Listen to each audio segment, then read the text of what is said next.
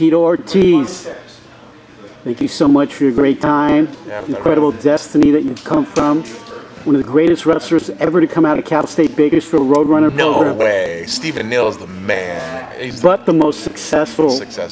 No, Stephen Neal once again. I mean, I came out with world championships for fighting, but Stephen Neal has Super Bowl rings, so I think it's me and Stephen Neal. But I give it to Stephen Neal because he's had national titles in wrestling.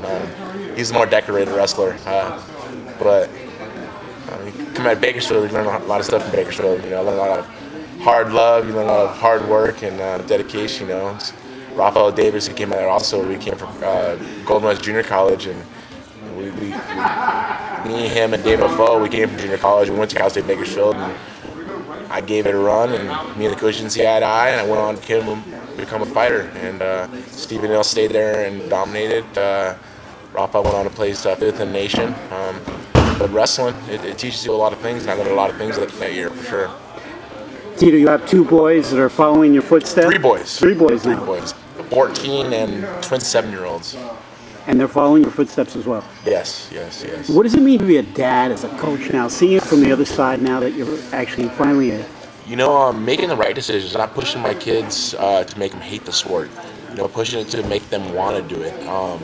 And making sure I'm able to step back sometimes and let the coaches do their coaching jobs and not be the father trying to say, no, this is the way it's done, this is the way we have to do it. And have an open mind throughout their progression in wrestling in general. I think that's really, really important, not only as a coach, but as a father, to step back and let the coaches do their job. You watch kids, kind of grow in their wrestling careers, and sometimes they don't like it by the time they get into high school, or sometimes they thrive and they become great. You look at the Thomas twins who came from Calvary and Corona. They ended up going to OSU. I watched those kids since they've been born, and to see the hard work and dedication that's paid off for them. I respect it like no other. Those kids are monsters, studs that are now D1. They got a 5-year ride, and that's what I want for my children. Wrestling, you don't learn anything in life unless you wrestle it, I think. I think wrestling gives so much back to an individual of just hard work, dedication, sacrifice, determination. I go up and down of just the positive motivations that I get from wrestling. And at the end of the day, it makes kids into men. One word: wrestling saves lives. What does that mean to you? Wrestling saves lives.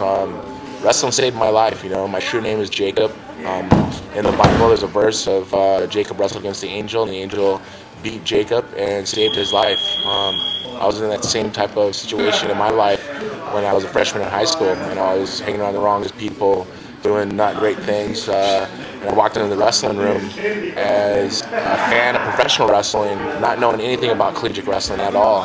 And I fell in love with the sport that showed me determination. It showed me structure. It showed me hard work. It showed me dedication. It showed me the things that I never knew anything about, but I had it deep in my heart and deep in my mind. And that's why I say wrestling saves lives. So I made the shirt for it, and it saved my life, and it saves a lot of other human beings' lives on this world who compete in wrestling. Tito, it's a very important day on January 21st that's coming in. I'd like you to maybe share some words about this really important match that goes back to 1998, when you have the possibility to pursue redemption.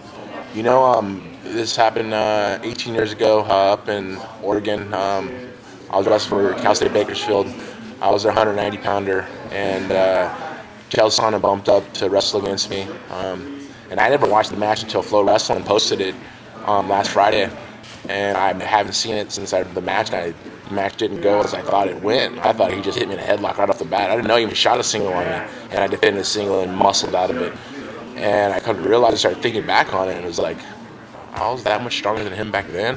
But he just caught me in a headlock. Making little small mistakes, and I wanted that redemption. And I remember after the match was over, and I put on my running shoes, and it's something that I learned from one of my coaches in high school, Paul Herrera, was instead of being a broke man and sit there on the chair and cry about your loss, put your shoes on and get the anger out and go run it off. And I ran stairs that night. I ran stairs for almost 35 minutes until the duel was over. And I remember Coach running over going, "Tito, you better hurry up and come or we're leaving you." And I remember sitting in the back of the bus and just sweating. And got back to the hotel and calling my girlfriend, future wife, become Kristen, nicely. I just remember talking on the phone on my birthday and said I got pinned on my birthday. And she's like, don't worry about it. You're going to be okay. It's going to be great. Just stay positive. You'll do great tomorrow. I was wrestling against Oregon University. I was wrestling against Zajac, who's 10th in the nation. And the duel came down to me. And I ended up pinning Zajac in the second period. I won the duel for us. And I look back on it and I go, was that God giving me a little redemption for myself, just to showing that, you know, you could have quit, but you put your shoes on and you ran the stairs until you couldn't run them anymore. And it showed what hard work is able to do. And I've learned that through my whole career is there's no quit in me. I've had 8 knee surgeries and I still don't quit. You know, this is my last fight, and I was supposed to, you know, possibly fight a Hoist Gracie or Ken Shamrock or Frank Shamrock. But all of a sudden, Chael Sonnen called me out, and I was like, talking about lighting a fire under my ass like no other. I've been training now since September. This is probably the longest camp that I've had since at least 2006, and I'm healthy. Everything's right. My weight's right where I need it to be. My wrestling's good. My boxing's been good. My sparring's been great. I've been weight training 5 days a week. I've been doing 20-mile bike rides with stairs in between the 20-mile bike ride for 20 flights of stairs 20 times. I feel young. I feel energized. I think it's just because Chael said some very personal things about me, but also I get to get redemption against him 2 days prior to my birthday. It'd be 19 years to the date. I get an opportunity to redeem myself, and I think these are the type of things that are just wrote in books, but I think it's been my whole life. It's been a book, and I'm just living it day by day and just trying to get the most out of it. And Chael Sonnen on January 21st, live at the Forum, is going to fight a monster. This Goliath against David is a totally different story. Just because he's a 185-pounder who's not a 205-pounder. He's had 3 years off. I've been training. I've been fighting for 3 years. I've been fighting the top-tier guys. I just fought the world champion and getting ready for the world champion. I know what Chael's going to do during the match. He hasn't been out of the first round in over 5 years. He's had even 6 years. He's had 3 years off. He's been finished his last 3 fights. All the pressure's on him. He's the favorite. I'm the underdog. I love being the underdog because when I'm the underdog, it pushes me in a corner and I just want to attack anything that's in front of me. And on January 21st, Chael Sonnen's going to be that person that's going to be in front of me. Awesome, Chip. Thank you so much, Tito. Appreciate your time, your effort, your great talents, a great destined star that you've come out of. We want to wish you much luck and success. Thank you again. Right on. Thank you. You know, I want to thank Flow Wrestling for posting that video of Chael pinning me on my birthday, because it actually put more fuel on the fire. To all the fellow wrestlers out there, no matter what anybody ever tells you, how much they cut you down, you can achieve anything in this world. Just work hard. You know, I was able to achieve great things in this fight game. I was able to become a legend in this fight game. I was able to win world titles in this fight game in the UFC.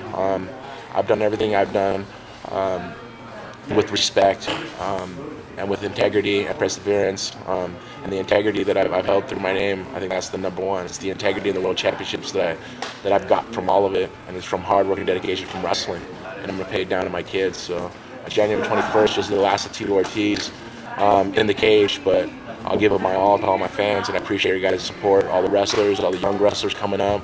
Work hard, drill, drill, drill, drill, drill. Don't ever take a shortcut, and always willing to push yourself the extra level.